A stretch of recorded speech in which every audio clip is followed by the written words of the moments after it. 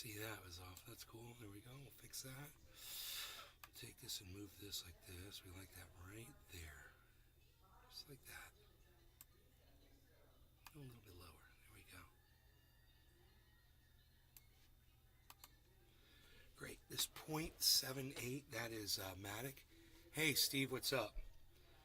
Cool. Matic's at 78. Steve, let's turn on the chat.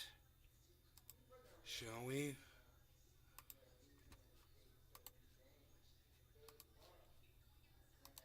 Okay, chat's on.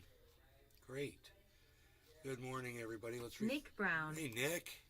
Top of the morning to YA. What's up, buddy?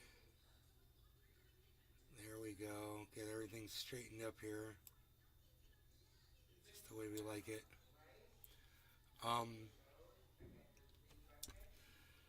So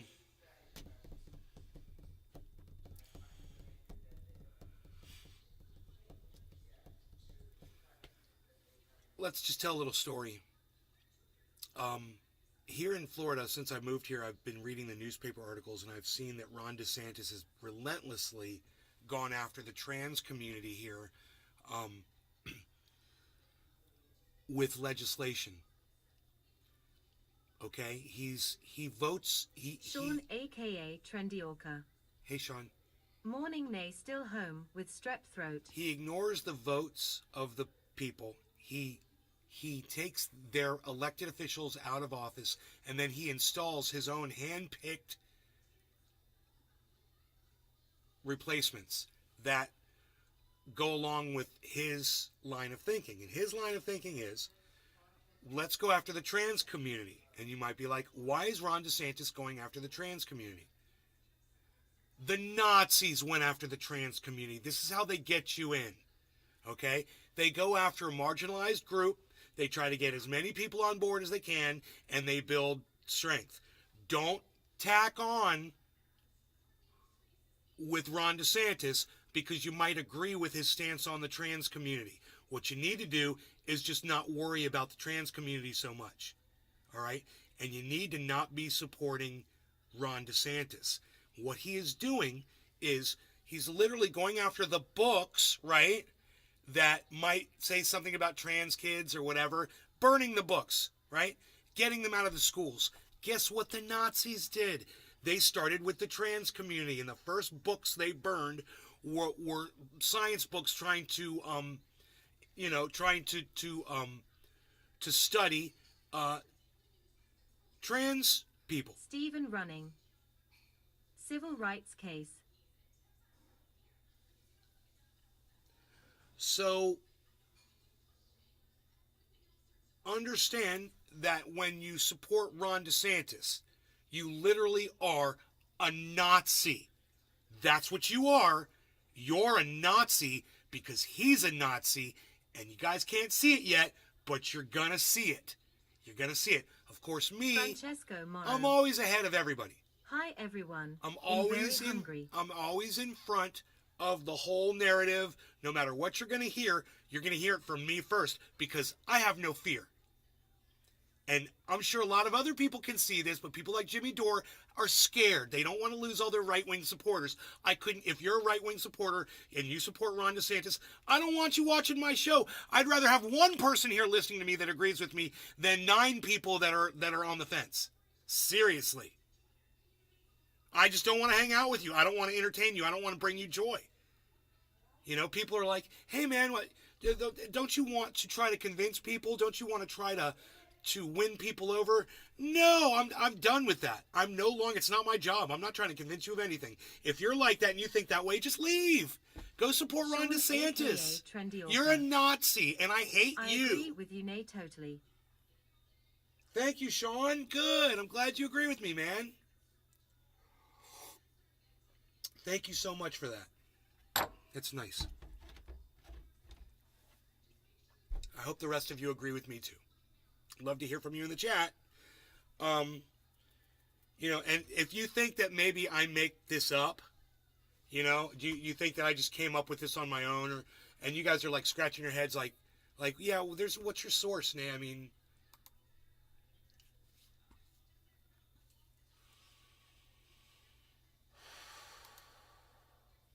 Brock all day.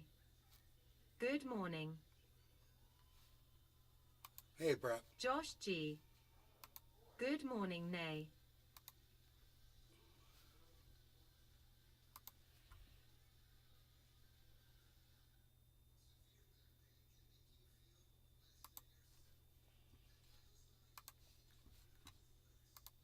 Is being anti-trans, but you can point out that anti-trans sentiment seems to lead to fascist ideology and has a lot of fascist support, and that the first book burning by the Nazis was the destruction of There it is. So let me just pull this Brock up. all day.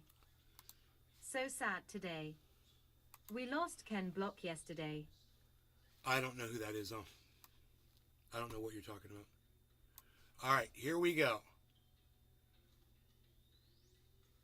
Okay, this is where this comes from, and you'll see his source. Of the definition of fascism is being anti-trans, but you can point out that anti-trans sentiment seems to lead to fascist ideology and has a lot of fascist support, and that the first book burning by the Nazis was the destruction of research on transsexualism. See that? The first book burning by the Nazis was on research done on transsexualism. That's exactly what Ron DeSantis is doing. He's going after the trans community in the exact same way that Adolf Hitler and the Nazis started, by going after the trans community. First they came for the trans community, and I said nothing. Oh, no, that's right. You watch Nay's Garden, and we do say something here. We do say so. We're saying it right now. And now, social media only wants 7 of you and 3 of you, of course, to hear this message, which is probably the most important message you're going to hear on the internet today, guaranteed. And, luckily he gets a lot more viewers than me, but unfortunately, Ryan Green. he glosses over it really fast. You have to be kidding, right? I'm not the one who said it. He said it. You got a problem. Talk to Cody Johnstone, bro. He's the one that said it. Did you not think that the Nazis burned transsexual scientific literature first? Is that what you think I'm kidding about? Or do you think I'm kidding about the fact that Ron DeSantis is going after the trans community by writing legislation and burning their books here in the state of Florida? Which is it, Ryan Green? Which is it exactly that you disagree with? I'm just kind of curious. Let me know. I'll sip my coffee and pack my bong while you figure out what you're trying to say. We'll see, anybody tries to come up against me on actual facts. These aren't debatable, provable facts. I mean, I'll just produce the facts for you. I'll show you the legislation. I'll explain it to you. We'll talk about how he's going after... Ryan Green. Okay, give me a minute Bro, I'll to give answer. you all day. I broadcast 3 times a day. You come in here, you write up what you think is going to convince me of your side of this stupid freaking way of viewing at it, and write it down and put it in a paragraph and polish it up and edit it and then bring it in and take all the time you need, bro. Me, I know how I feel and I can express it instantly. I don't have to take my time or whatever. I know exactly how I feel about stuff. I can just spit it out right now. I'm ready to go right now. But you take your time, that's fine. I do this 3 times a day every day. Lisa Fernie. I got a little experience, May. with responding to my belief system.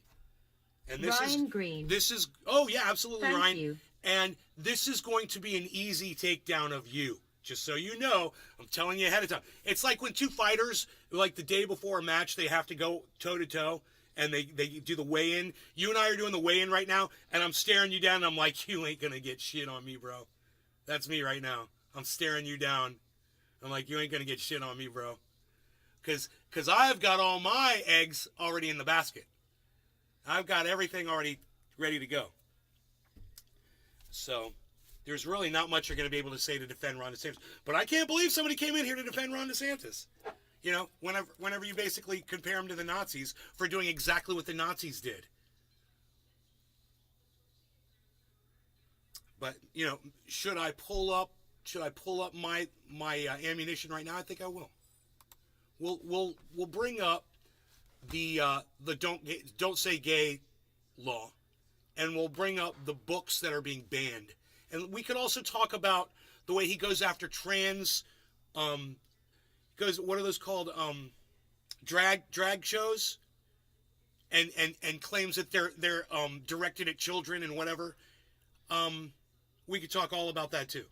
You know, these drag shows that have been going on, you know, since I was a baby.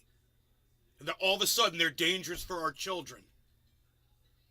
You know, we could talk about that. We could talk about him gerrymandering African Americans out of their votes in South Florida, passing legislation to do that. We could talk about him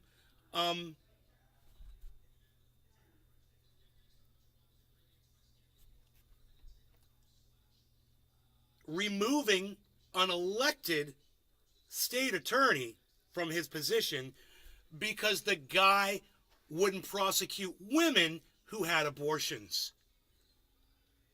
You support that too? Boy, this is going to be fun. I'll go ahead and I'll start pulling up some of the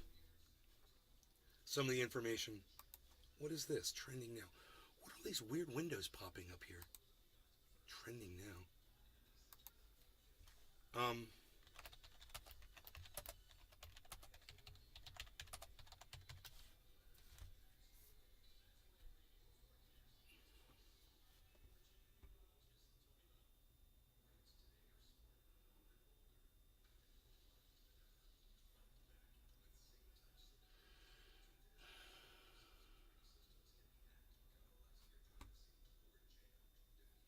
This is NBC News I'm going to pull up.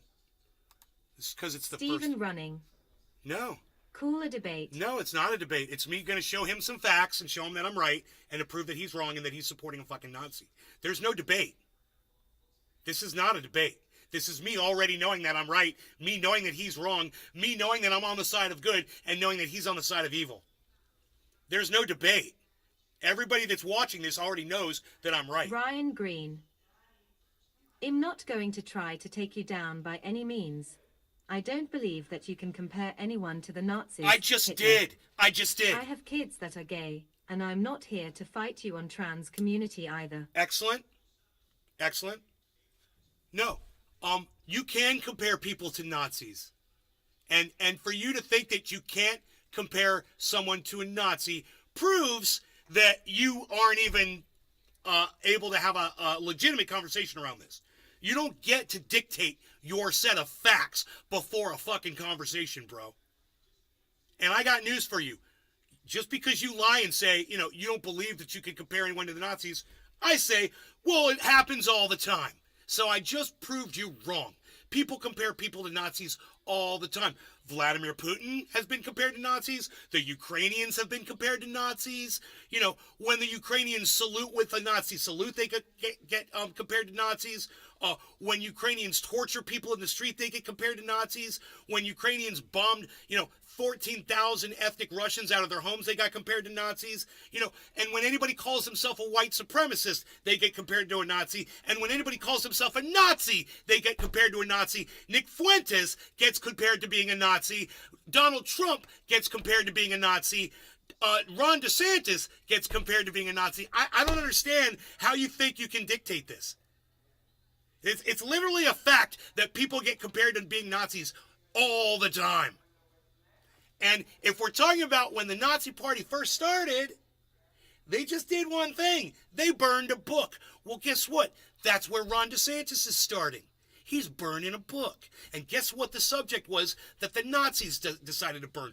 Oh, it was trans people. Well, guess what the subject is in the books that Ron has removed from schools? Trans stuff. And like I said, we're just getting started, man. I'm going to prove you wrong on every point. And the fact that you come in here and you say that you have kids that are gay and you support Ron DeSantis means that you are a fucking cunt motherfucker. You are a dumb cunt motherfucker. And I can go ahead and say that because you are a piece of fucking human garbage. And I'm going to go ahead and say that because of what you just said to me. You said you're here to support Ron DeSantis and not compare him to a Nazi, and you got gay children. You're fucking full of shame. And how dare you? And I mean that, I usually say that joking around, and I mean how dare you in every sense of the meaning of that term. How fucking dare you? You have a gay child. Man, I wish they were here right now to see what a fucking cuck bitch their father is. Holy shit. In fact, I bet you're the reason your children are gay. Wouldn't even be surprised. Boy, I've said a lot, haven't I? based off of you saying that people can't be compared to Nazis, and based off of you just saying that you're a father here to argue for Ron DeSantis, and you have gay children. Wow. You basically already lost, bro. I mean, does anybody want to try to defend him? I haven't even let him speak yet. Does anybody want to try to defend him? At all? I'll wait. Like I said, I'll pack my bong and wait. It's happened rather quickly. I wasn't expecting it to happen that fast, but... What's going on? Are we good? You guys want to hear Cody say it again? Here, let's do it again. And has a lot of fascist support, and that the first book burning by the Nazis was the destruction of research on transsexualism. Fascism tends to have a charismatic, strongman leader to coalesce. See, it's sad because he just says it for 1 second and moves on. It's just so sad. He says it and moves on, but it's there, and that's the fact. So I'm still trying to, you said... You haven't said anything yet, have you?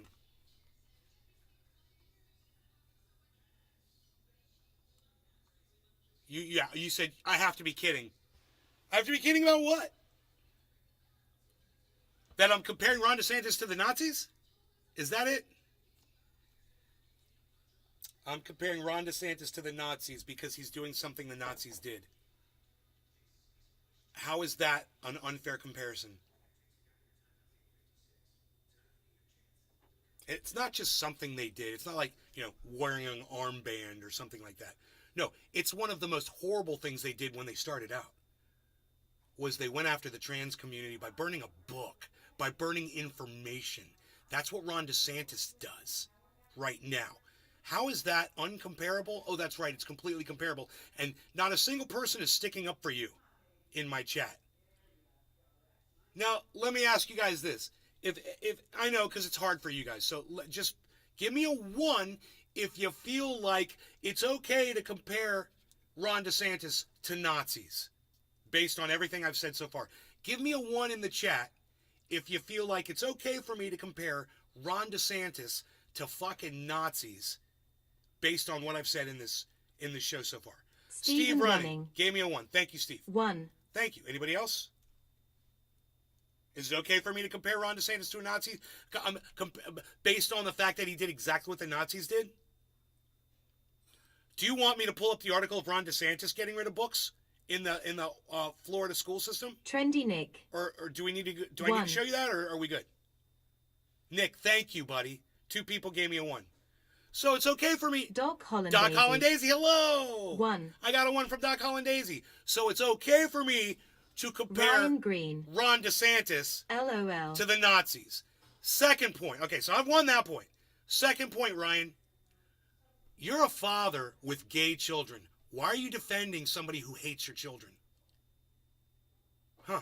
He fucking hates your children. He doesn't want your gay kids sitting in a school next to his heterosexual kids. Josh G. 1. And you better hope one of those kids isn't a Ryan transsexual. Green. You are not going to get anyone to care about your hate. Dude, they all just agreed with me. What are you talking? Josh G, thank you for the 1. They're all agreeing with me. What are you talking about? Okay. Let me give you the benefit of the doubt. Look, everybody in the chat Ryan Green. that agrees LOL. that it's unfair to compare Ron DeSantis to the Nazis based on what has been said in this chat so far. Give me a 9. Give me a 9 if you think it's unfair to compare Ron DeSantis to the Nazis. There, I said it fair for you, Ryan. We'll see how many 9s you can get in the chat. I have a feeling it's going to be the German definition of the word 9. None. I'm guessing here. Let's see how many 9s you can get. I'll keep packing my bong. I mean, we're going to have to go point for point. And like I said, it's not a debate. It's just me being right, you being wrong, and me just showing everybody that I'm right. That's all. It's not a debate. There's no question in my mind of where I stand or where the facts are on any of this. So I'm not here to debate. I'm here to make you look like a fool. And, the fact that you're here defending Ron DeSantis and you claim that you have gay children, you've already done it yourself. You've already made yourself look like a fool. What kind of a father supports a leader that hates your children. What kind of a father does that make you? There's plenty of other leaders out there you could support. Didn't have to be the one who hates your kids based on their gender or their sexuality.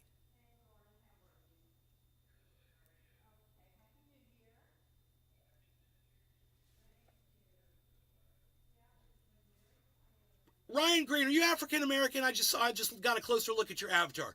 You're African American and you're defending Ron DeSantis?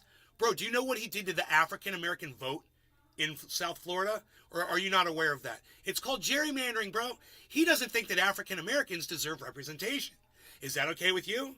Does that sound Nazi-esque to you too? Trying to control the vote? Trying to control people's speech?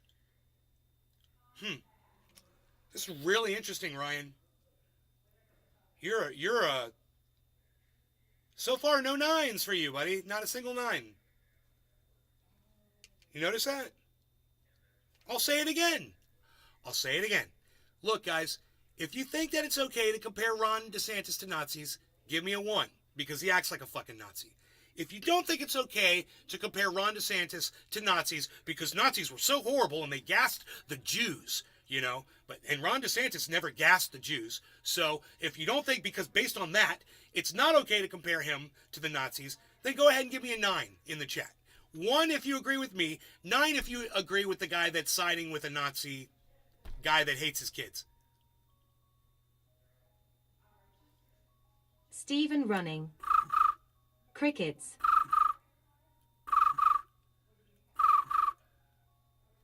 Nothing but 1s all day, bro. So I know it's a lopsided audience in here, for the most part. But you'd be surprised how many people watch this show that fucking hate me. And none of them have the balls to put a 9 in the chat. Even the little troll cunts don't. So, I'm not here to convince you. I'm just here to tell you you're a horrible person. I feel sorry for your children. Their father's a piece of fucking human garbage. You're a race traitor, right? Based on the color of your skin at least, you seem to not give a shit about African Americans, and you don't give a shit about LGBTQ community, and you seem to think that someone like Ron DeSantis, who literally stood in front of men that were being tortured and told them he was there to help them and made sure to ratchet up the torture on those guys, should be a leader for you or for anybody, is a fucking joke. You, Ryan Green, you are a fucking joke. Understand that. You're a joke. And if you're being honest about you having gay kids or whatever, trying to win an argument, it's not going to help your argument. If anything, it made you look worse. And still, you're not blocked. I've been giving you all the time you want to say whatever you want in my chat. You've chosen to not say anything, really. So I just want to thank everybody that gave me a 1. Josh G, appreciate you, bro. Doc Hollandaisy, appreciate you, bro. Trendy Nick, appreciate you, bro. Steven Running, appreciate you, bro. All of you, thank you for giving me a 1. It didn't take much, did it? I mean, if you agree with what I say and you want me to keep saying what I say, then agree with me in the chat when I ask you to agree with me. You know? Show me some fucking support. So, I wonder if Some More News has anything on Ron DeSantis. That would probably be an interesting watch. Josh G. 1. People who think like Ryan believe the comparison has to be 100% exact. I see your point the moment you started. Hey, dude, I'm going to compare myself to Arnold Schwarzenegger. Look at these. Hey, look at this. Like I could do that, right? But I could if I want to compare myself to this lighter. It's bright, and it provides warmth. Hey, I could compare myself or anything to anything. You could compare anything to anything. You compare anyone to anyone. You know, and maybe the comparison is weak, maybe it's strong. In this case with Ron DeSantis, I think we've got a pretty good point here that both the Nazis and Ron DeSantis are going after the trans community first. I think that's a very good point, and I think everyone should take note of that.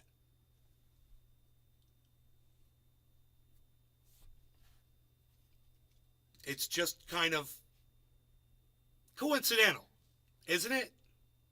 It's kind of coincidental. I guarantee you it's not coincidental at all.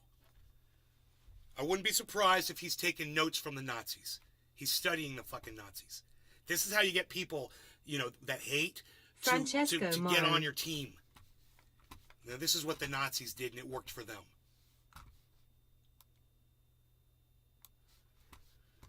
All right. Ron DeSantis.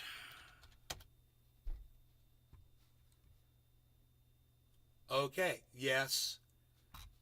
Yes. Here we go.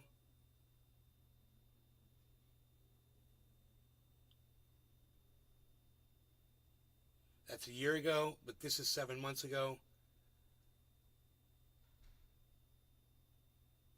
Yeah, this is very important. This is perfect. This is perfect. Hey, you folk! Here's some news.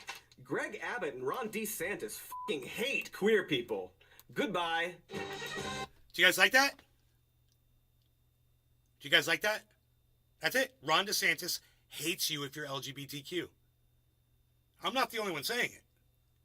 Nazis hated you if you were LGBTQ too. Wow, there's a comparison to be drawn there, isn't there? Huh. Wow, I'm just destroying you, bro, aren't I? And, it's so funny, you've just pussed off. You're not even going to talk in my chat anymore. Whatever. I'm just tickling your nuts. There is more video. We have fun here. We have fun here. I mean, except when we talk about crime or the IRS or racism or war, or in this episode, a horrendous removal of human rights that's being currently attempted by the GOP, who, as I said, sure seem to fucking hate queer people. In fact, we can just go ahead and make that the title of the episode. Dude, I love this show so much. They're just so good. It's funny, but at the same time, it's serious shit, not to be taken lightly. And, it's if you're going to take your serious shit with a little spoonful of sugar, it helps the medicine go down. It does. And he's very informative. The problem is like I said before, he'll gloss over points because he just assumes his audience is very bright. And if you're not paying attention, you'll miss a lot of information. So this is the kind of thing that you really want to pay attention to. Every word. Listen to what he's saying because he goes fast. At the same time, he's great at exposing people for what they are. Cheers. No law regarding cannabis. Good title. Clean glass. Strong, direct, lots of E's and O's. Or shoot, maybe it's more complicated than saying the entire GOP hates queer people, but also counterpoint. Maybe it isn't. Maybe there's some conservative people out there who claim to be cool with the L's and G's and B's and T's, but if those people still support and vote for the GOP, then guess what? And if you don't think the GOP is launching a serious attack against the rights of the queer community, then double guess what?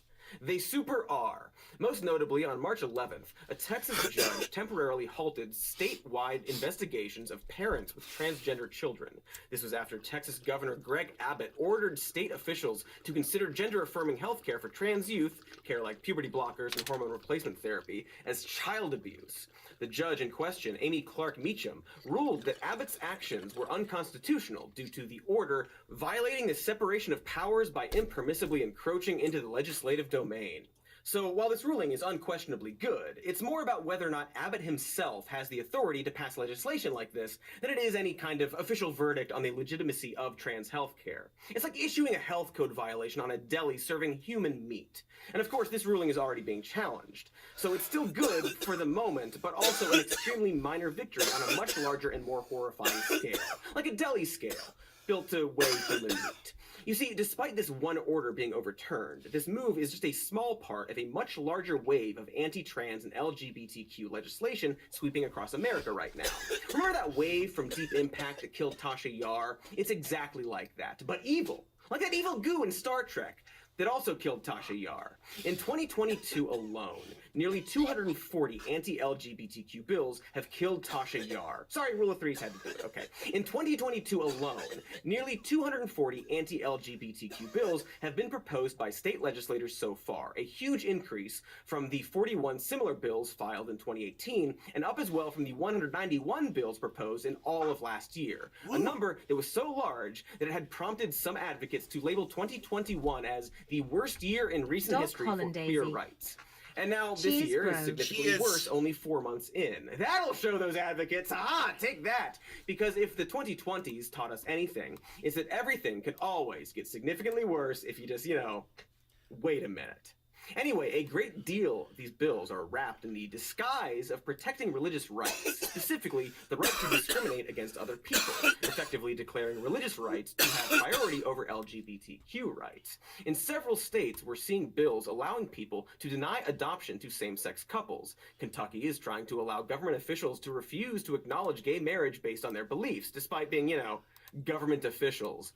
And a handful of states are dabbling with the idea that healthcare professionals should have the right to refuse treating people based on their personal beliefs, which is just so incredibly vague and weird that it could be used to discriminate against literally anyone. And in Tennessee, they passed a law effectively forcing businesses to have a trigger warning on their doors if they happen to have co-ed toilets for, I guess, any snowflake who doesn't understand the concept of family bathrooms.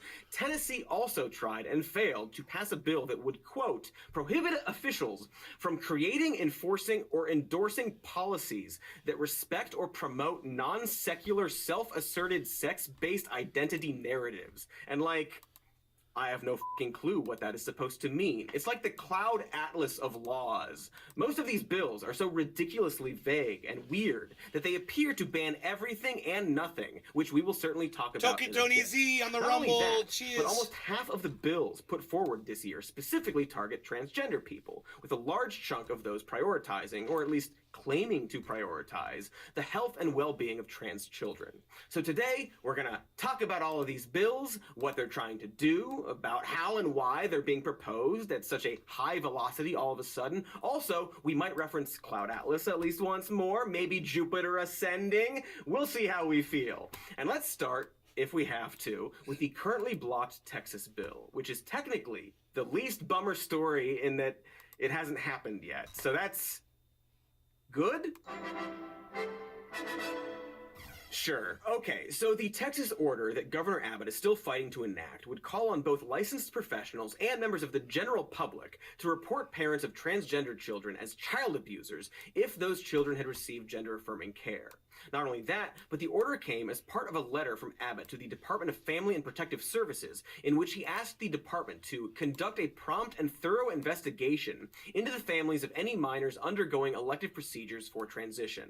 Now, we've already done a whole episode on the way anti-trans advocates use the "what about the children" narrative to obfuscate their puritanical conservative attitudes towards gender and sexuality, and we would probably make a whole other video about other ways that transphobic ideology is wrong and bad. In fact, we did. Make more videos. All right. More but videos. It bears worth repeating here. Puberty blockers are broadly reversible and cause no meaningful harm. What's more, gender-affirming care, including puberty blockers as well as hormone replacement therapy and gender confirmation surgery, is shown to noticeably improve quality of life and decrease depression and suicidal ideation in trans adolescents. And and he glosses over this so fast, and it's so important what you just heard him say. And I just really hope that everybody out there heard what he said. And if you didn't, maybe if you listen to me, from me, you'll hear it. What he said is all of these medical procedures that are available to trans kids today help them. For the most part, these kids benefit from these procedures. It stops them from killing themselves. This is a good thing.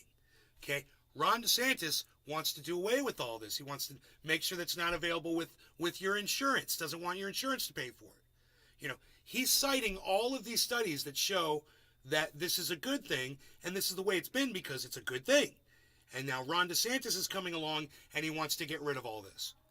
Now, he glosses over it so fast that you don't even catch it. So once again, I want you to hear him say, that all of these procedures that he's talking about prevent suicide. Okay? It's important. Into the families of any minors undergoing elective procedures for transition. Now, we've already done a whole episode on the way anti-trans advocates use the "what about the children" narrative to obfuscate their puritanical conservative attitudes towards gender and sexuality, and we would probably make a whole other video about other ways that transphobic ideology is wrong and bad. In fact, make videos. More videos. All right, but it bears worth repeating here. Here it is. Puberty blockers are broadly reversible and cause no meaningful harm. What's more, gender-affirming care, including puberty blockers as well as hormone replacement therapy and gender confirmation surgery, is shown to noticeably improve quality of life and decrease depression and suicidal ideation in trans adolescents. And most importantly, being transgender isn't a problem we need to prevent or fix, and parents trying to affirm their children's identity aren't being abusive, Greg, you fucking Gumby. Okay, I know he's hilarious. Did you guys catch all that? I really hope you did. It's so important. This is basically just, you need to understand what a monster Ron DeSantis is. You don't need to understand trans kids, trans people. You don't need to understand that. You don't need to worry about drag shows. You don't need to worry about LGBTQ parades, communities, and events, and bars, and any of that. The only thing that you need to know is that the Nazis went after these people. That's what you need to know. Do you want to be like the Nazis? If you walk away with anything from this, that should be it. Don't be distracted by everything else. You don't need to know about all that stuff. If it's something you're interested in, something you want to learn about, whatever, hey man, I totally support you in learning about it, in understanding what these people are going through. You know, you're going to want to support them more. You're not going to want to hurt them.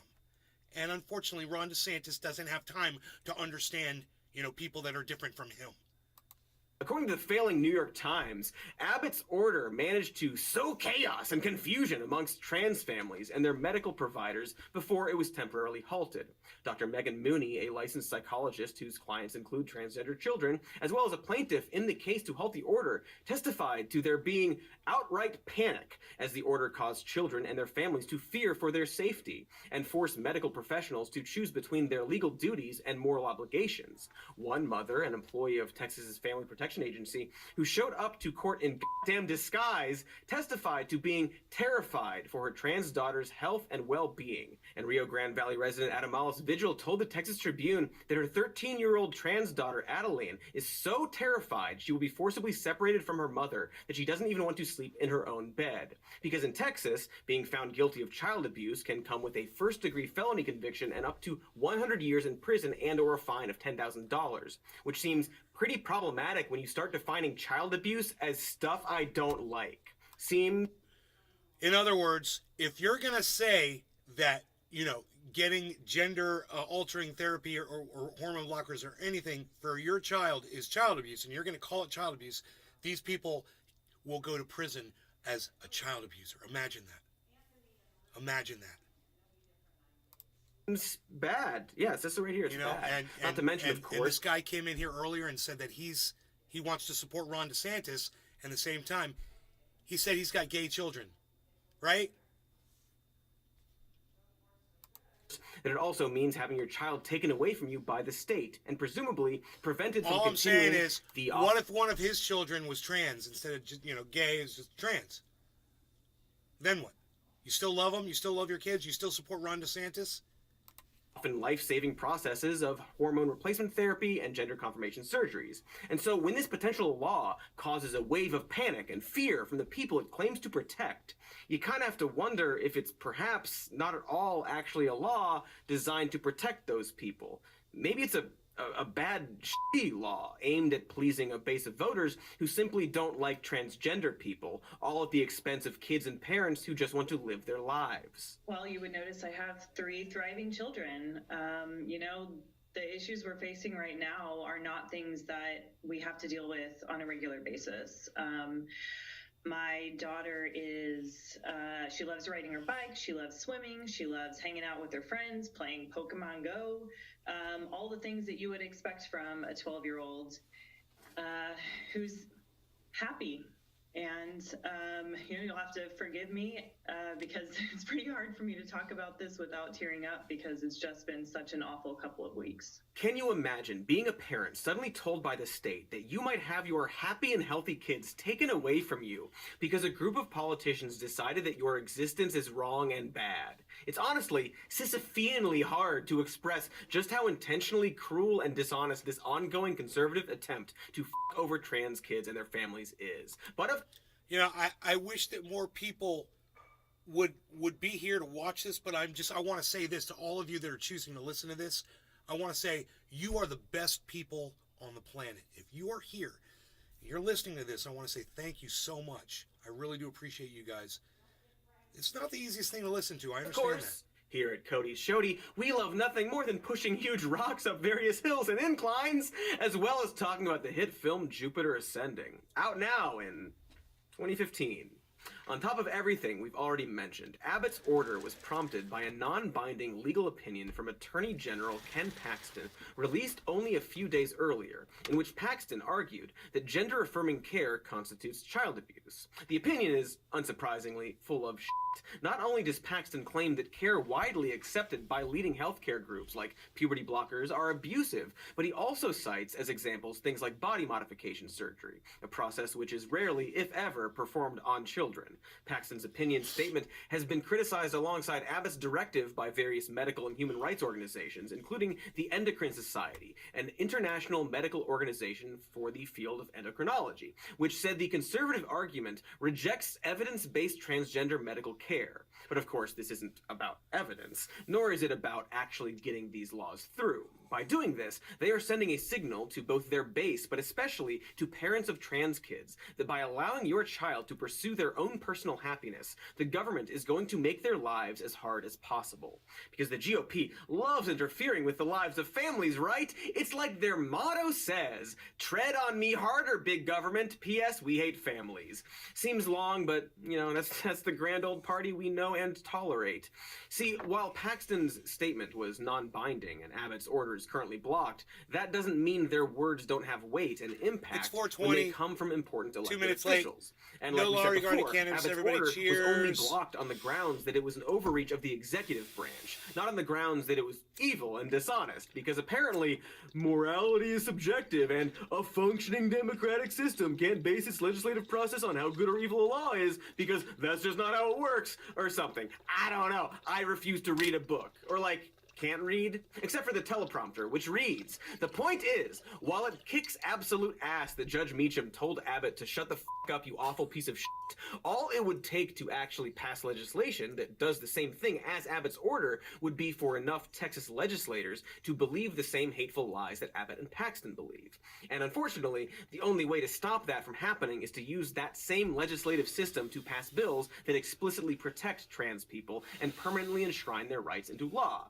So, phew, good thing the legislative processes in this country are simple and fast-acting. Right?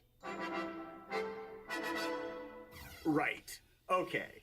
Moving on from the good news. That was the good news. Jesus frogs. All right. Well, here's some worse news. On March 28th, Florida Governor Ron DeSantis, yuck, 0 stars, signed into law Bill HB 1557, Parental Rights in Education Act, or as virtually everyone has decided to call it, the Don't Say Gay Bill. In its preamble, HB 1557 claims that one of its goals is to prohibit classroom discussion about sexual orientation or gender identity in certain grade levels or in a specified manner. The precise wording in the law later states, again, exact quote, classroom instruction by school personnel or third parties on sexual orientation or gender identity may not occur in kindergarten through grade 3 or in a manner that is not age appropriate or developmentally appropriate for students in accordance with state standards. The bill goes on to give parents the ability to sue a school district if they believe this law has been violated, stating, if a concern is not resolved by the school district, a parent may bring an action against the school district to obtain a declaratory judgment that the school district procedure or practice violates this paragraph and seek injunctive relief. A court may award damages and shall award reasonable attorney fees and court costs to a parent who receives declaratory or injunctive relief. I want to be crystal clear with the text of this law, because one of the extremely baby-brained responses from the right has been to either smugly declare that the bill doesn't literally say the word gay, or to simply deny the bill is aimed at teachers talking about being gay. Some have pointed out that while they use the word discussion in the preamble, the law itself swaps that for instruction, as if that somehow makes it better. However, as one law expert pointed out, courts will often look at the preamble of a law to help them interpret the enforcement of it. Not to mention the extremely broad wording in all of this. Does it count as instruction for a teacher to explain what a same-sex marriage is? That's technically instructing kids how to get gay married. And did you notice that this prohibits teachers from instructions for kindergarten through grade 3 or in a manner that is not age or developmentally appropriate for students in accordance with state standards? And again, as legal experts have pointed out, this law doesn't list what those state standards are, nor what counts as age appropriate. It's vague and weird and seems to leave it up to the parents to decide. And if you have a parent like, I don't know, black conservative Ben Shapiro, who accused body bags Mark Hamill of indoctrinating children by simply spamming the word gay over and over again, well then things get a bit subjective. This doesn't mean that a parent would win a legal battle, but much like Texas's anyone can sue someone for getting an abortion or driving someone to get an abortion law, it's clearly designed to gunk up the system. Because even if a parent's complaint is unwarranted and ultimately loses, it creates a climate where schools and teachers won't want to risk triggering an intentionally vague law for snowflakes that would damage reputations and careers. Just like that Texas trans law, it's designed to send a message to certain people that by supporting LGBTQ kids, they are going to make their lives very difficult. And the opposite of that is it's also a dog whistle for their base, because there are people that love this shit. But I get what he's saying. And thanks to the colossal vagueness of it all, the supporters have the added bonus of standing back and acting like supreme logic kings, pretending that their bill is actually not exactly what it seems like. I'm asking you to tell me what's in the bill, because you are pushing false narratives. It doesn't matter what critics say. Well, it says it bans classroom instruction on sexual identity and gender orientation. For who? For grades pre-K through 3. So 5-year-olds, 6-year-olds, 7-year-olds. And the idea that you wouldn't be honest about that and tell people what it actually says, it's why people don't trust people like you, because you peddle false narratives. And so we disabuse you of those narratives.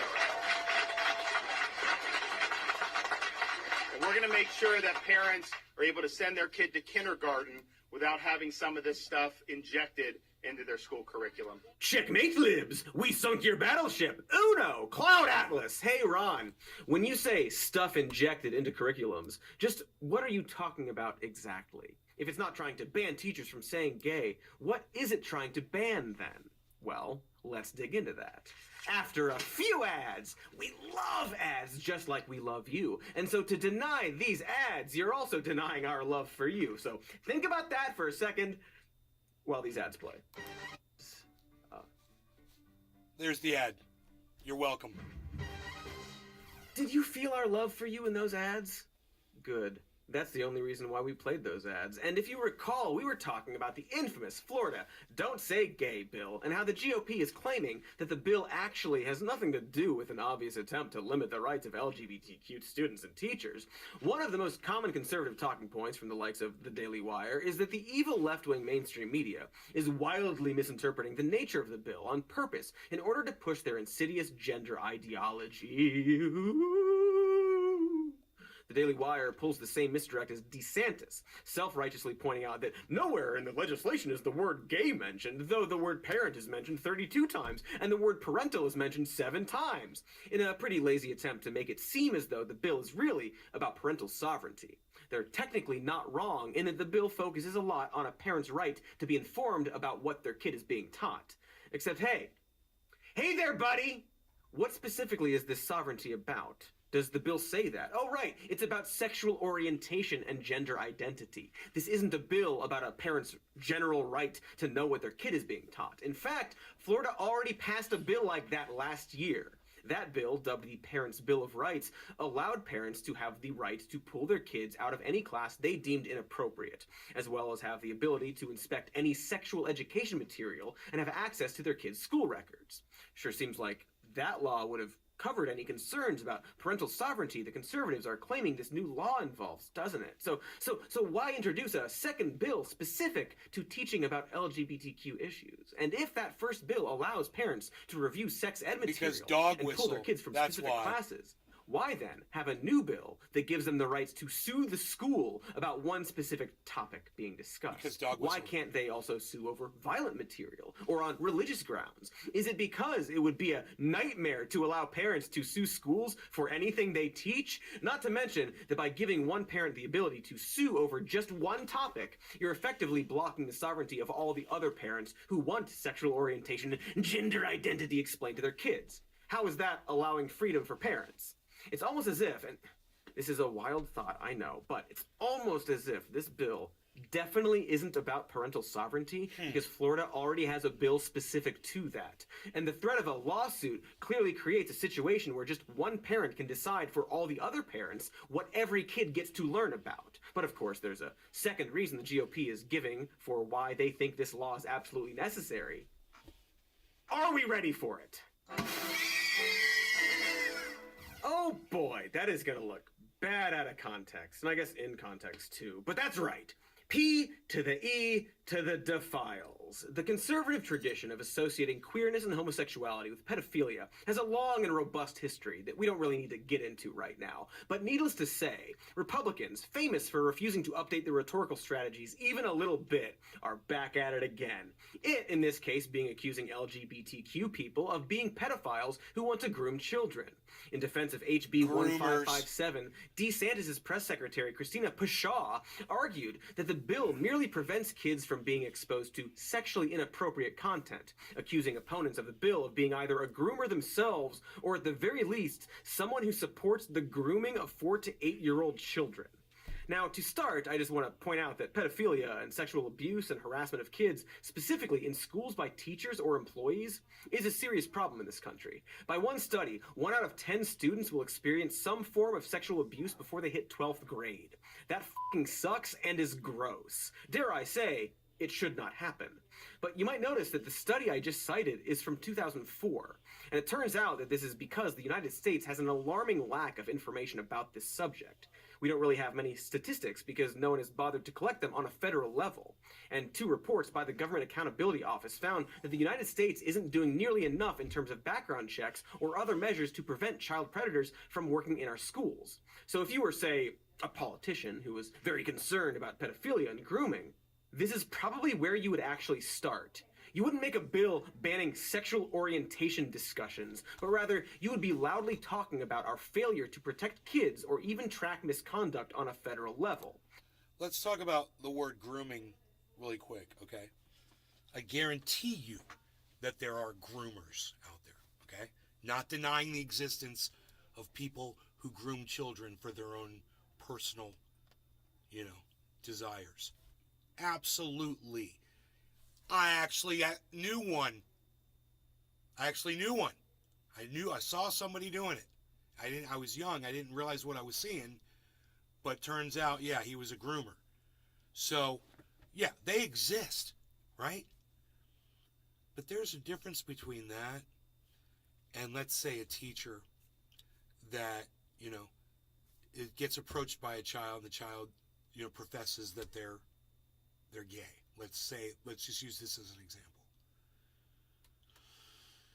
And a teacher encouraging that child, if you're gay, then I encourage you to be gay. Yeah, I wouldn't consider that grooming, but that is what Ron DeSantis considers grooming. And when you support someone in being who they want to be, that's not grooming. You're not doing it for your own personal gain. You're doing it because we all should be encouraged to be what we feel like we should be.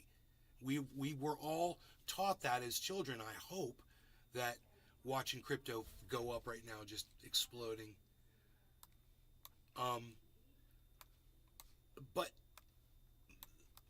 the most important thing is that you allow someone to grow whatever and if someone's going to be gay, they should be supported in being gay, right? All right, Mom, have a good one. I'll see you when you get home. Love you. You support these people. Now, I have a cousin. I've got 2 cousins.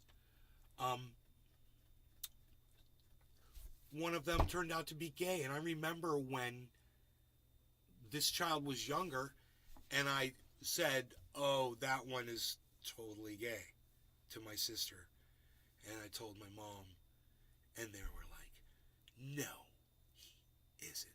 I go, "Yeah, he's gonna be gay. He's gonna be a gay kid, you know." And yeah, he's gay, you know. And it's like, I would have totally encouraged if he had approached me and been like, as a maybe a role model, an older, you know, a second cousin, older, you know, someone that maybe he could confide in, came to me and said, "Hey man, I want to come out. What do you think?" I'm like, "Oh, you're gay?" And he's like, "Yeah." I'd be like, "Yeah, I think you should come out." Does that make me a groomer? Of course not. It makes me want that person to be happy. And if you can't see that, you're going to be one of those people that supports Ron DeSantis and becomes a Nazi with Ron DeSantis. And that is sad. And it shouldn't happen. And you should be smarter than that. Because that's not the only relative I have that's gay. You know, or might be trans. You know, might be up in the air here. We don't know. We're just being as encouraging as possible. You know? That's what you do. That's what you do with family, and that's what you should do with friends, and that's what you should do with complete strangers. And if there's a teacher that has a class, and there's a child in there, and the child is got questions and needs someone that they can talk to, because maybe their parents are cunts, like Ron DeSantis' parent, like Ron DeSantis and his wife are, like the cunts they are. Maybe their parents are like them, so they can't talk to them, and they want to talk to their teacher about it. Teachers should be able to, you know, be encouraging and not accused of being a groomer. So now you know the difference between a groomer and, you know, someone who is just encouraging someone, or someone who's encouraging a child, which is fine too. Because sometimes kids have questions, you know. Those of you that are parents, you guys understand that.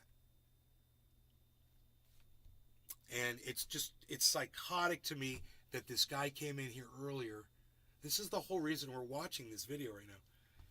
And said he's got kids that are gay and he supports Ron DeSantis. He didn't even say it yet. But he said to me, "Are you serious? You can't be serious," or something like that. But what we do know... Oh, I'm serious. I'm real serious. Oh, and again, boy, it's very little, is that a study from 1994 of 352 sexually abused kids found that the perpetrator was, at the highest, 3.1% likely to be a gay or lesbian person. 82% of the time, the abuser was a heterosexual partner of a relative of the child. Wow, what do you know?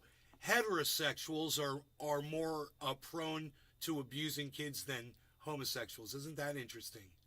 Huh. Most of the victims were young girls as well, meaning that from this, albeit limited data, if we insert the information into our What a bunch of fucking hypocrites. facial creation software, What a bunch of the average hypocrites. child molester from Florida would look something like this.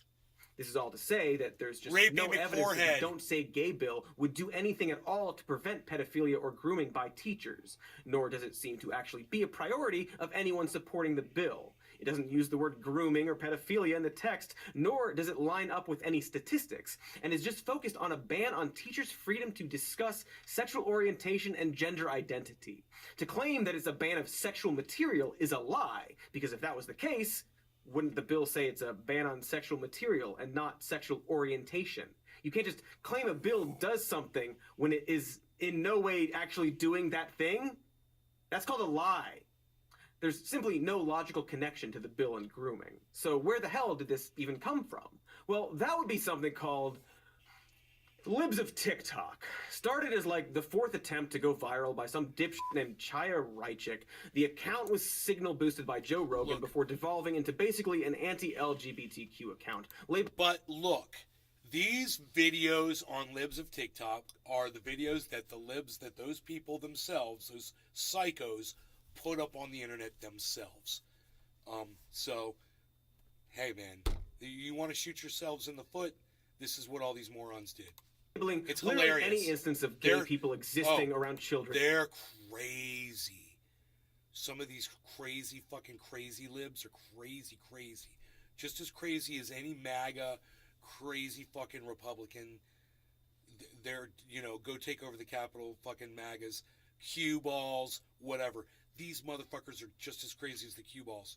But there's extremes in every group, As grooming. This video of Pete Buttigieg's husband leading a pride-themed Pledge of Allegiance at an LGBTQ camp for teens. One camp, full of pride, indivisible, with affirmation and equal rights for all.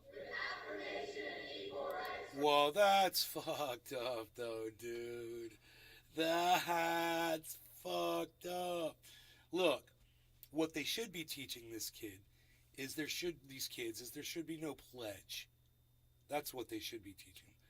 But, they take the Pledge of Allegiance and then put their own LGBTQ spin on it and teach these kids that they're different than other people. You're different. This is your pledge. Wow, that's fucked up. That's fucking wrong. I wonder what Cody's going to say about this. Apparently that's grooming. This video of a teacher... No, it's not grooming, but I'll tell you what it is. I'm glad you showed it. It's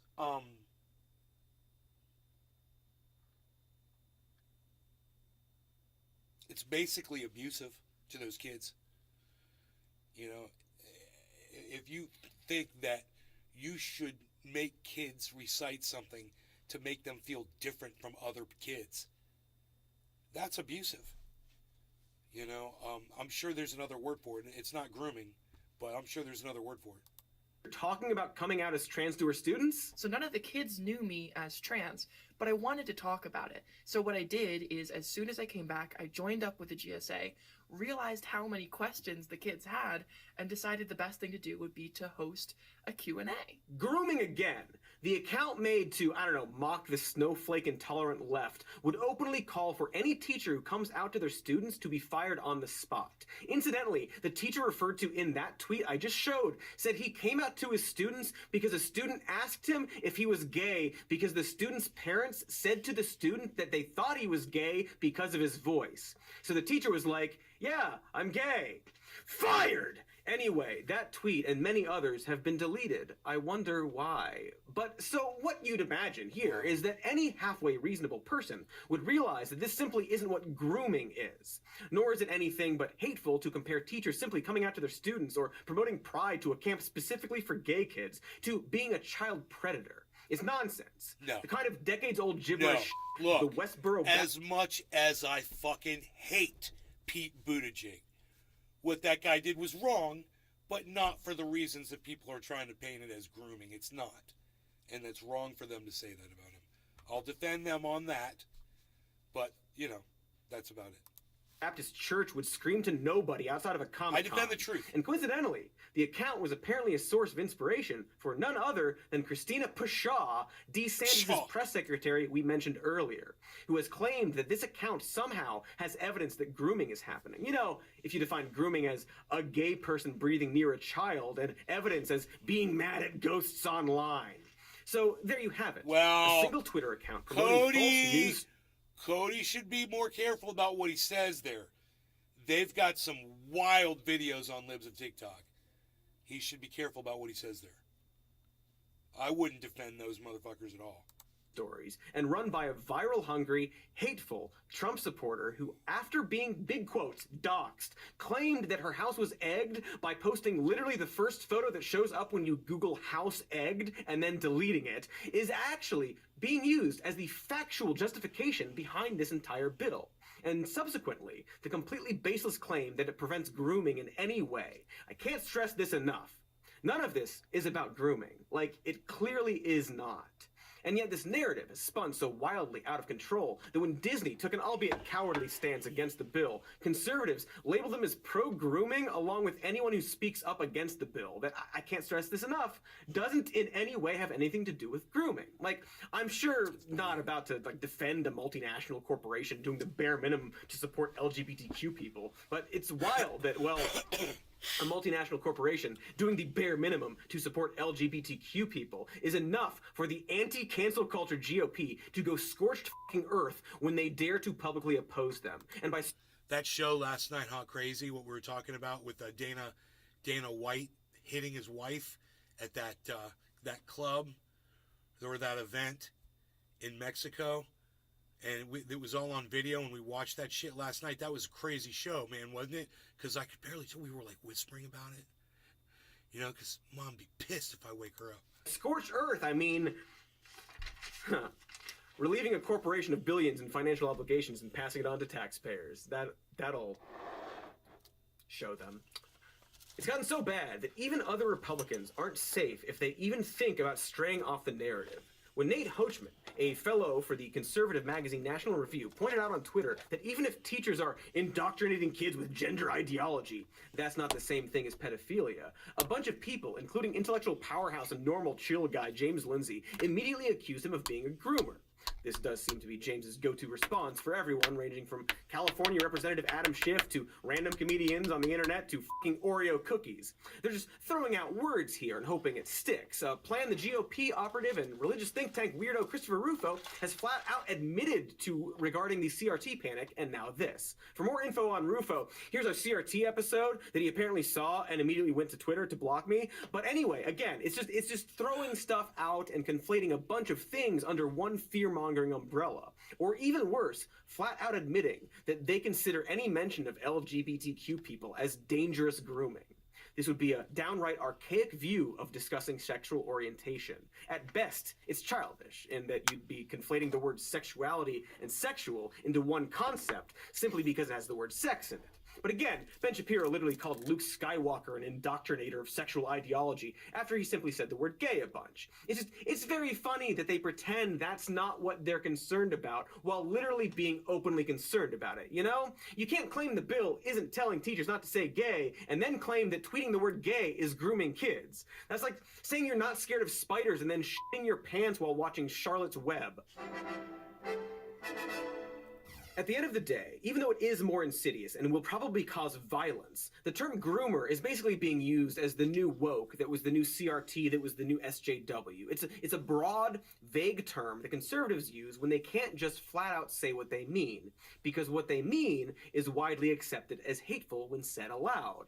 And they know this. They know that anti-LGBTQ stances are dying. A 2021 PBS NewsHour poll found that when asked directly about whether or not trans people should have access to all the things these bills are trying to take away, 2/3 of Americans were against laws that would limit transgender rights. This wasn't just liberals either, but spread out through every ideology and age group. That's good. Young people are, of course, more accepting of racial and LGBTQ minorities than their parents and grandparents. And younger generations see changes to society and family structures as positives. So instead of saying anti-trans laws, they have to go with anti-groomer in the hopes of invoking irrational fears. Or, as we discussed, rational concerns dealt with irrationally.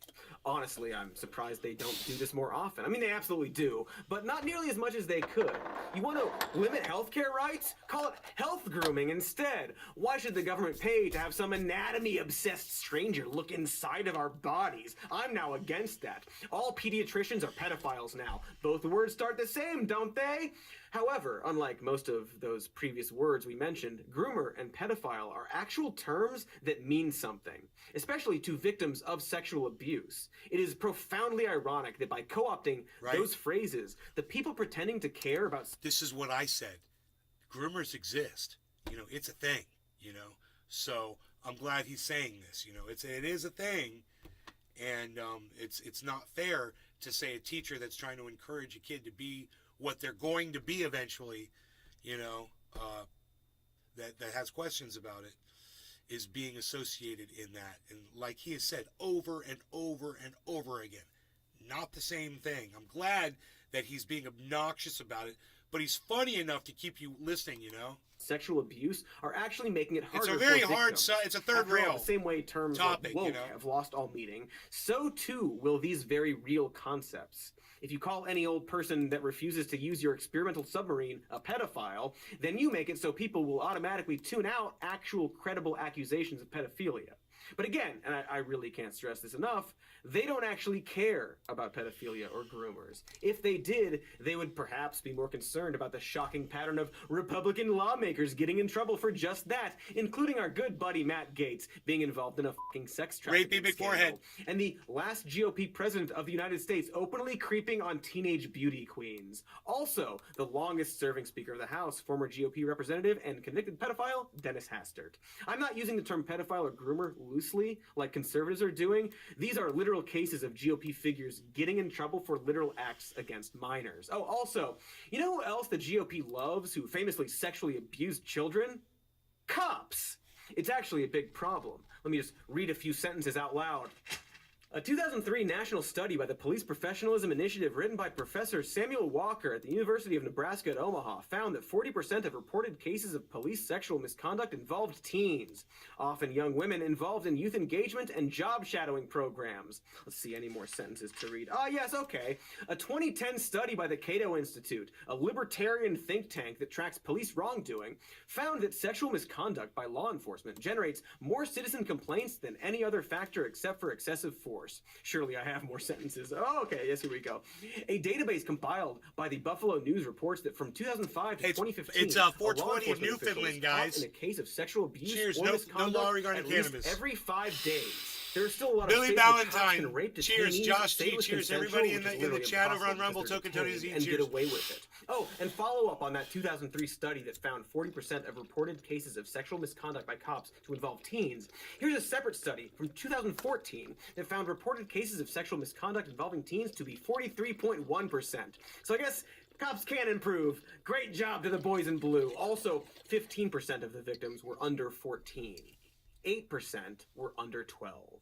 So, I don't know. It's just weird that we're not seeing any "don't say you're a cop" bills. Curious what that's about.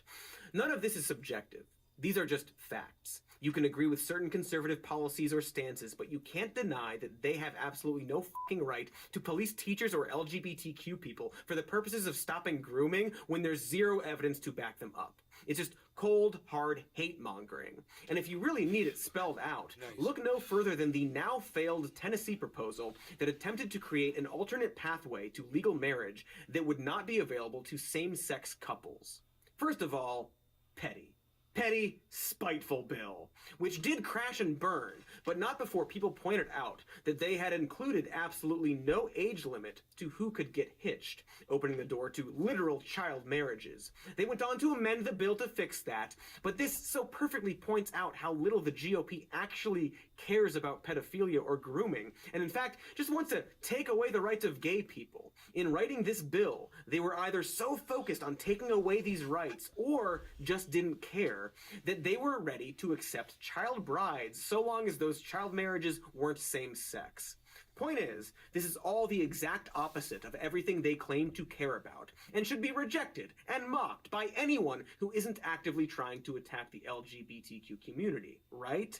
Like, you don't even have to be an advocate. If you think that everyone should have equal rights and that pedophilia is bad, you have no good reason to be supporting the majority of the Republican Party. You should also be absolutely in awe that we're still dealing with this stuff today, because, like, it is 2022, so how the are we still having this conversation? Didn't we federally legalize gay marriage 7 years ago, to which the world did not end? So why, dear sexy Christ who fucks frogs, are the GOP still trying to limit the rights of LGBTQ people?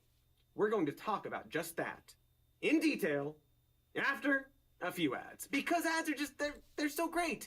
You know, I love it when I'm really worked up about something important and have to stop everything to tell you about a fucking smart hairbrush or whatever.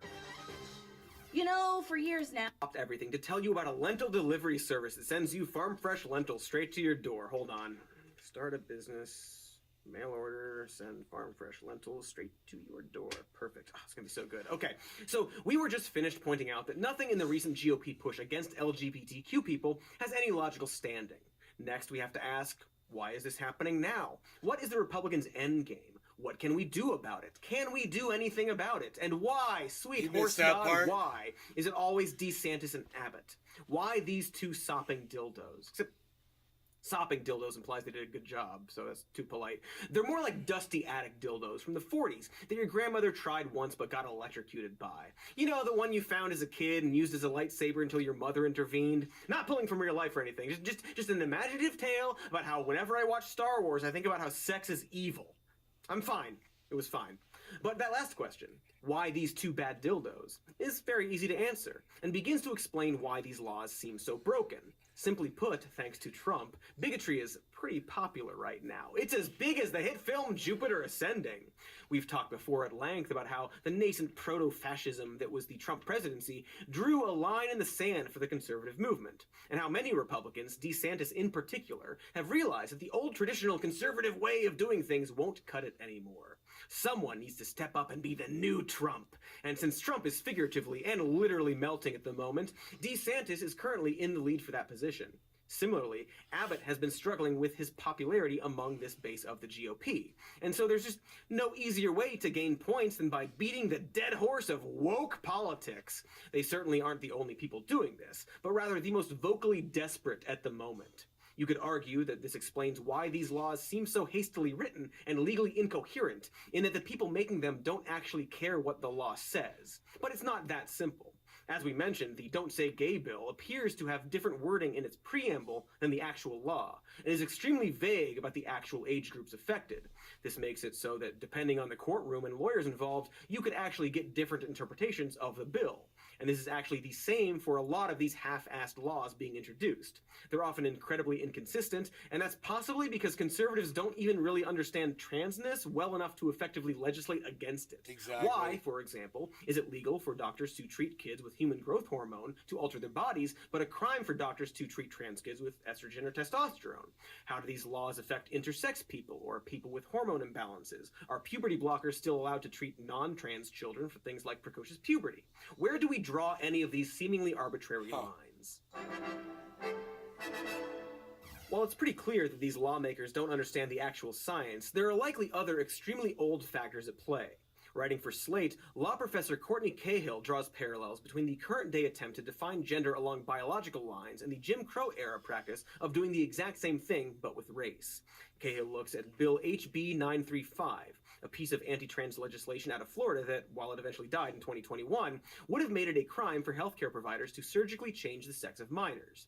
Cahill points out that by defining sex as the biological state of being female or male based on sex organs, chromosomes, and endogenous hormone profiles, and then implicitly defining breasts as a female sex organ by listing a mastectomy as a prohibited act when performed on a minor, HB 935 would have legally made having breasts an essential part of the biological state of being female. Except it wouldn't, obviously. As Cahill says, a cisgender Floridian woman would still be a woman even were she to not have breasts, and gaining breasts through hormones or surgery isn't enough for a trans woman to be legally considered a woman. That requires a legal sex change, which requires a note from your healthcare provider. It's the kind of pulling out the rug trick you can play on conservatives over and over again without them even ever coming up with a satisfactory response. Oh, womanhood is defined by being able to give birth? Are infertile cis women no longer women? Of course not. Oh, womanhood is defined by having a certain amount of testosterone in your blood. What about cis athletes with naturally high T counts? Are they no longer women? Still no? Gee, sure seems like this biological system is just an ad hoc way to exclude trans people. Huh. Cahill ties us back to Jim Crow, and to similar attempts from the era to define race via various biological truths, which of course didn't work even a little bit because, as Cahill says, in practice, race regulation showed that legal race wasn't based on biological truths and wasn't absolute. The legal definition of race varied between states. Someone could be colored in Louisiana and white somewhere else. The legal definition of race also varied within states. The same person could be both colored and white depending on the official charged with making that assessment. Jim Crow eventually fell apart under the weight of all of its inconsistencies, and so too, Cahill says, will states' power to legally define sex as a binary between male and female. It's only a matter of time before all of the glaring problems with these bills finally start to cause problems for the conservatives passing them. And thanks to how loosely worded a lot of these laws are, they could easily be used for any purpose, because it's not just how they define sex, but any attempt to turn subjective moral stances into absolutes. In Arizona, for example, they're pushing through a law aimed at limiting sexual content in school library books. It would give parents the right to demand a book get pulled lest the librarian be fired and barred from working in a public school. The original law specifically targeted books that promote the study of sex, sexual preferences, sexual activity, sexual perversion, sex-based classifications, sexual identity, or gender identity. But after scrutiny, a lot of that was eliminated, leaving the official wording of the law to be, quote, "No public school district, public charter school, or public school library shall maintain in its inventory or promote books that make as their primary subject the study of sex, sexual lifestyles, or sexual activity, or books that are of a controversial nature that a reasonable parent or legal guardian would want to know of or approve of prior to their child being exposed to it." And like, what does that even mean? What books have a primary subject being sexual lifestyles? Does study of sex mean no sex education books? And how do you define what a reasonable parent is and what they'd want to know about these books? It's very clear they were trying to ban books that feature LGBTQ stories, but this new law can be so loosely interpreted so that you could oppose pretty much any book with a romantic storyline. Or rather, it doesn't ban any book if you're targeting books that are primarily about sexual activity. Like, wouldn't that just ban erotic novels, something that isn't in a school to begin with? At least not the cool ones, of course. It comes down to this, I think. Let's say you have a story about a person asleep who needs to be kissed by a prince in order to break a spell and wake up. If that person is a woman, then that kiss is not sexual. However, if the person is a man and the prince kisses that man, then it is instantly sexual to these people. The existence of gay people automatically makes them think about sexual activity. That's what happens in their little brains, and it's one reason why it's impossible to talk to them about this. Others being they're bigots and liars, but whatever. This is all not to mention that legislating what someone is allowed to learn about or do with their own bodies flies directly in the face of the small government anti-cancel culture narrative Republicans have been attempting to weave for the past many decades. But of course, that's not a new contradiction. The hypocrisy is almost not even worth mentioning. Republicans have always wanted to have their cake and not sell it to a gay couple too. They want Uncle Sam to f*** off and leave everyone alone until it comes to all the things they absolutely want the federal government to dictate, like reproductive rights and marriage equality and, you know, sexy, erotic books about vas deferens and all the goop that lives inside of us. Of course, by hiding behind pedophilia, they can at least try and mask this by wrapping their dry little hate turd in a tortilla of think of the children. And again, this is not a new strategy by any means. In the 1970s and 1980s, right-wing religious figures depicted gay men as depraved predators who groomed or recruited children, and similar rhetoric appeared again in the mid-2000s as Democrats and Republicans alike fought against legalizing gay marriage, something that a lot of politicians and pundits are definitely still against, but have to pretend like they aren't. Right. What I mean is that despite how they tiptoe around it, people like Ron DeSantis and Greg Abbott and most of the GOP would happily move us back to a time where LGBTQ people had zero rights. It's why, when asked point blank, they often give answers like this. I don't want any discrimination in Florida. I want people to be able to, live their life, whether you're gay, but also whether you're religious. And I think you should be able to do that. And I don't want them discriminated against as well. So, we're going to have, we got a big diverse state, and that's just the way it is. Oh yeah, do I think gay people should have rights and be protected? I mean, I think all things should be protected. All words are good, really. And letters that are in the words, like, did you think about religious people? That's also a word. So to directly answer your question, I think religious people deserve rights. Meanwhile, his actual actions, such as leaving LGBTQ people off of anti-discrimination laws, speak much louder than fumbled words. But they can't just say it anymore. Just like when Ben Shapiro has to claim he's not against gay marriage, but the government getting involved in all marriage. I think the government ought to be completely out of the business of marriage. I think the government sucks at everything, is my short message for today. The government is terrible at everything. If the government's goal was to forward traditional marriage, it utterly failed. Obviously, as proved. But you don't mind it being out of the business of traditional marriage at all? No, right? I think the government should be out of all marriage. Ah, yes, all marriage matters or something. Ben is totally cool with gay people, except coincidentally whenever the government gets involved with granting them equal rights, and also when someone tweets the word gay, apparently. And I guess what I'm getting at here is that Courtney Cahill's assessment that these laws are similar to Jim Crow laws is pretty apt. I mean, obviously there are many historical differences, and I'm not going to compare them one to one, but the Jim Crow era began roughly 10 years after slavery was abolished, and the laws were enacted mainly in southern states. In retrospect, they really seem like a last-ditch attempt to maintain the power dynamics of slavery, labeling non-white individuals as second class and proclaiming honky superiority. I can't stress enough that racial segregation and history can't really be compared to LGBTQ rights, but you can't help but see the similarity. The GOP lost when it came to same-sex marriage. Big drop on crypto right now. They lost like losers. Only 4 Republicans voted in favor of it, and 3 of them were immediately voted out for doing so. And now, almost 10 years later, this same party is clearly trying to find ways for individual states to pass laws that bring them back to an era where LGBTQ people didn't have so many pesky rights. They don't care if the laws make sense or can be easily defeated in courts. What matters is that they keep that ball in the air for as long as possible, delay this obvious progress in the hopes that they can keep their own superiority intact. They're just prolonging their existence at the expense of others, like vampires, or more commonly known, Balaam Abrasax from the hit film Jupiter Ascending. And just like Jim Crow laws and the runtime of Cloud Atlas, this could last way longer than it has any right to. Because ultimately, these conservatives just don't like gay people. But no, they can't say that. That's why these laws are so weird and vague and nonsensical, because they're all trying to find loopholes around blatantly stating their prejudice. And for that reason, and just like Jim Crow laws, these anti-LGBTQ laws will ultimately fall apart. I mentioned this run of laws aimed at allowing medical professionals to deny care based on their conscience. As one South Carolina bill states, no medical practitioner, healthcare institution, or healthcare payer should be compelled to participate in or pay for any medical procedure or prescribe or pay for any medication to which the practitioner or entity objects on the basis of conscience, whether such conscience is informed by religious, moral, ethical, or philosophical beliefs or principles. That bill also protects those practitioners from legal repercussions for discrimination.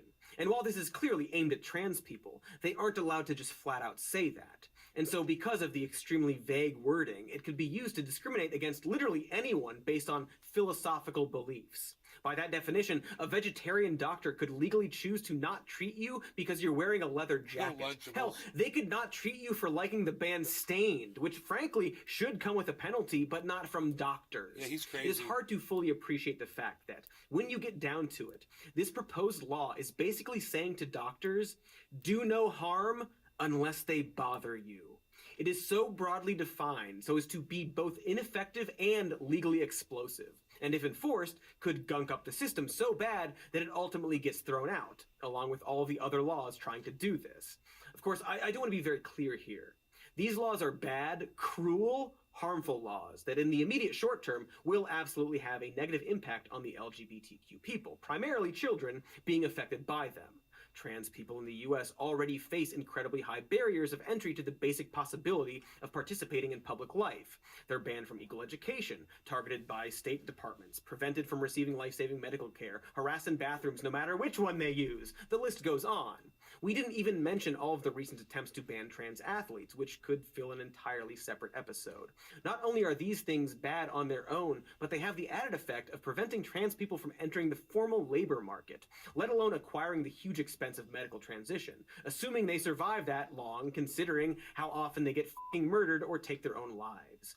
The current legislative pushes aim to permanently confine queer people, especially trans people, to the informal economy, and in some states actively criminalize their existence. Fire the teacher for saying he's gay? They want people to be afraid to exist, is what they want. If the push succeeds, if these bills pass in any widespread way, the state will have effectively declared itself cisgender and heterosexual for the first time, in the same way that under Jim Crow it declared itself white. These laws frame themselves as making moral arguments about the validity of trans existence, and they are doing that, but they're not only doing that. Gender-affirming care, for example, is not only moralized as self-mutilation and or child abuse, it's also framed as prohibitively expensive and as a luxury. A cosmetic procedure in the same category as lip fillers, or an expensive dye job, or getting metal teeth so you can bite open beer cans. It's not a coincidence that the defunding of reproductive health, the banning of abortion, and the goal of banning contraception are all tied up in the political and legal strategy of anti-trans policies. By relegating all trans-adjacent healthcare to the private sector, and then relegating trans people to lower, second-class citizens, the state can effectively prohibit transness altogether without having to put it into law. And that is a scary, terrible thing.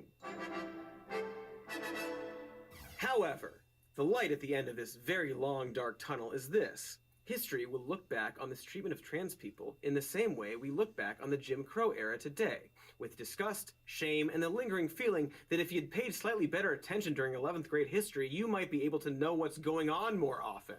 The conservatives are fighting a losing battle, and it's the exact same losing battle they've been fighting every 30 years for the past 150 years.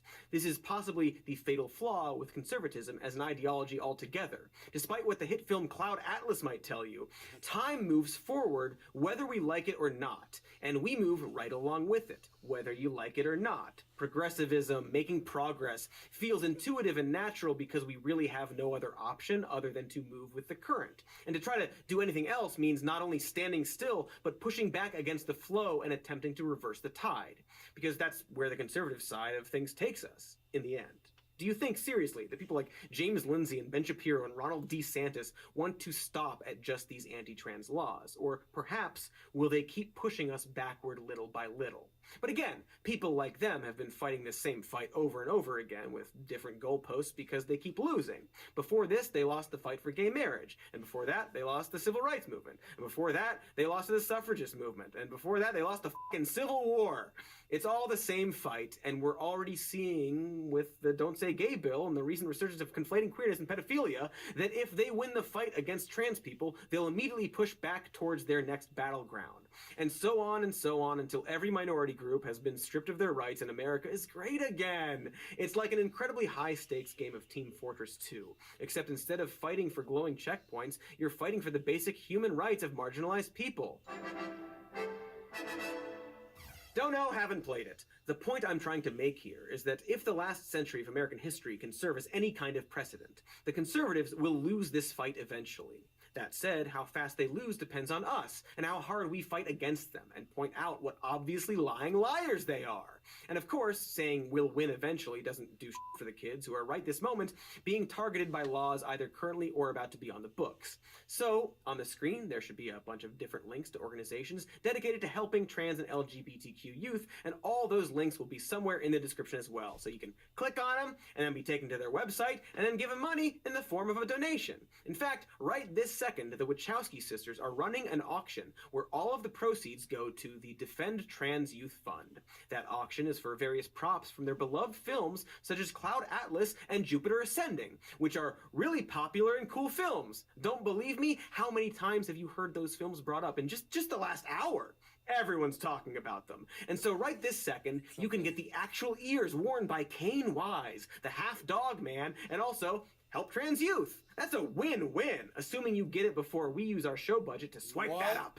And to sweeten the deal, if every single person subscribed to Some More News on YouTube donates at least $1 to a trans charity of your choice, I, Cody F. Johnston, will purchase and eat those rubber ears. That's a Some More News promise, so you know it's real. Or maybe I won't do that. I don't know. Is my name even Cody? Maybe not, and I probably won't eat those ears. But I'm still gonna try to get those stupid man-dog ears. Or maybe this sweet whatever that is from Cloud Atlas.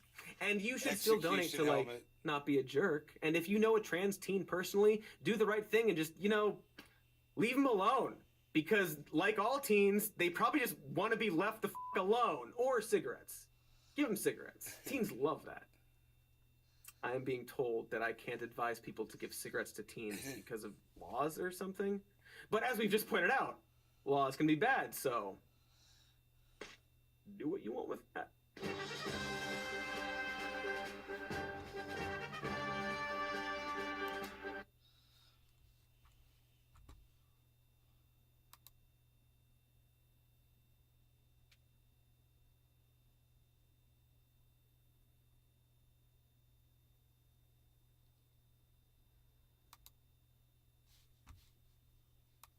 like all teens, they probably just want to be left the f alone. Or cigarettes. Give them cigarettes. Teens love that. I am being told that I can't advise people to give cigarettes to teens because of laws or something.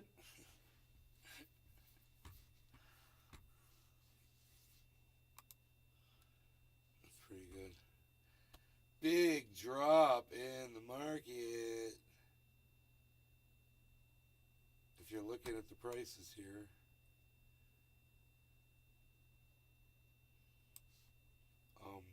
Solana is doing great though. So is Luna, FTM, VRA, Merit Circle, Atom, XTZ, Synthetics. Those all look pretty good.